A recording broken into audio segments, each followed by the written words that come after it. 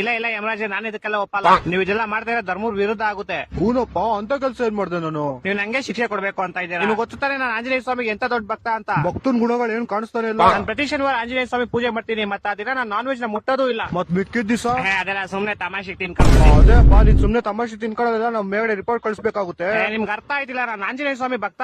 ನೀನ್ ಯಾರ್ ಭಕ್ತನಾರು ಆಗಿರೋ, ನೀನ್ ಮಾಡಿರೋ ಕರ್ಮಕ್ಕೆ ನಾವು ಶಿಕ್ಷೆ ಕೊಡದ್ರೆ ಬಿಡಕ್ ಆಗೋದೇ ಇಲ್ಲ.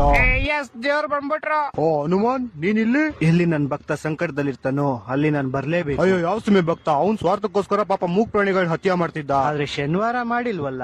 ಏನ್ ಹೇಳ್ತಾ ಇದೀರಾ ನೀವು? ಇವನು 18 ವರ್ಷದ ವಯಸ್ಸಿಂದಾನೆ ಪ್ರತಿ ಶನಿವಾರ ನಾನ್ ವೆಜ್ ತಿನ್ನೋದ್ ಬಿಟ್ಬಿಟ್ಟ. ಆ ಕಡೆಯಿಂದ ನೋಡು, ಇವನು ಎಷ್ಟು ಪ್ರಾಣಿಗಳನ್ನ ಕಾಪಾಡೋನೆ, ಸರಿ ತಾನೆ? ಅದಕ್ಕೆ ಯಮರಾಜ್ರೆ, ನಾನು ಇವನ್ ಶಿಕ್ಷೆನ ಸಮಾಪ್ತ ಮಾಡ್ಬೇಕು ಅಂತ ಇದೀನಿ. ಆದ್ರೆ ಅದನ್ನ ಮಾಡಕ್ಕಾಗಲ್ಲ. ಯಾಕಂದ್ರೆ ಇವತ್ತು ಭಾನುವಾರ.